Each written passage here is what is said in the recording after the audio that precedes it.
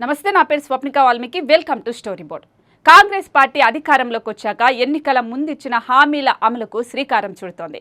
ఇప్పటికే ఉచిత బస్సు ప్రయాణం, ఆరోగ్యశ్రీ పథకాలను అమలు చేస్తోంది.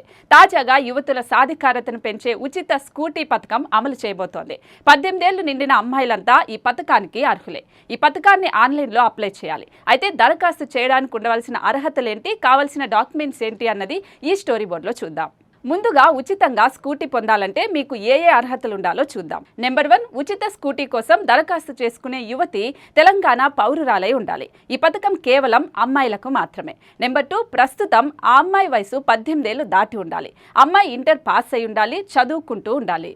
నెంబర్ 3, ఎవరైతే దరఖాస్తు చేసుకునే అమ్మాయి ఉన్నారో ఆ అమ్మాయి తెలంగాణలో పేద కుటుంబానికి చెందిన యువతి అయి ఉండాలి. అంటే సంవత్సరం నికర ఆదాయం విలువ 2 లక్షల లోపే ఉండాలి. ఈ ఉచిత స్కూటీ కావాలంటే కావలసిన డాక్యుమెంట్స్ ఏంటనేది చూద్దాం. తెలంగాణలో పుట్టి ఇక్కడే పెరిగినట్లు ఆధార్ కార్డు, పాన్ కార్డు తప్పనిసరి ఉండాలి. అలాగే 18 ఏళ్లు దాటినట్లు వయసు తగ్గట్టుగా ధృవీకరణ పత్రం కూడా ఉండాలి. అలాగే తెలంగాణ పౌరురాలైనట్లు రెసిడెన్సీ ప్రూఫ్ కూడా ఉండాలి. అంటే సొంత ఇల్లు కానీ అద్దె ఇంటిలో ఉంటున్నట్లు కానీ డాక్యుమెంట్ అనేది ఉండాలి.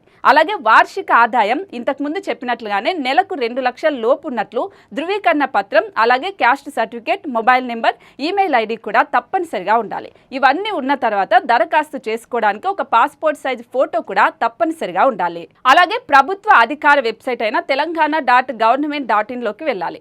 అక్కడ మీకు ఒక హోమ్ పేజీ ఉంటుంది. దాంట్లో ఆన్లైన్ అప్లికేషన్ ఫామ్ అనేది ఉంటుంది. అది మీకు అందుబాటులో తొందరలోనే తీసుకొస్తామంటూ ప్రభుత్వం చెప్తుంది. అందులో అప్లై ఆన్లైన్ అనే బటన్ని క్లిక్ చేయాలి. సో వెంటనే దరఖాస్తు ఫామ్ అనేది ఒకటి ఓపెన్ అవుతుంది. ఈ ఫామ్లో మీ పేరు, చిరునామా, ఆధార్ నెంబర్ వంటి వివరాలను ఈ ఫామ్లో నింపాలి. ఆ తర్వాత సంబంధిత డాక్యుమెంట్స్ అన్ని కూడా స్కాన్ చేసి అప్లోడ్ చేయాలి. ఆ తర్వాత మీకు ఫైనల్గా సబ్మిట్ అనే ఒక ఆప్షన్ ఉంటుంది, సబ్మిట్ చేయాలి.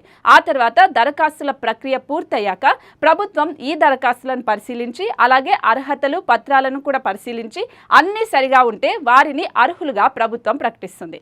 ఆ తర్వాత లబ్ధిదారులకు స్కూటీలను మంజూరు చేస్తుంది. ఈ స్కూటీలు తీసుకున్న వారు తప్పనిసరిగా చదువుకునేందుకు వెళ్లాల్సి ఉంటుందని ప్రభుత్వం కొన్ని నిబంధనలు అయితే పెట్టింది.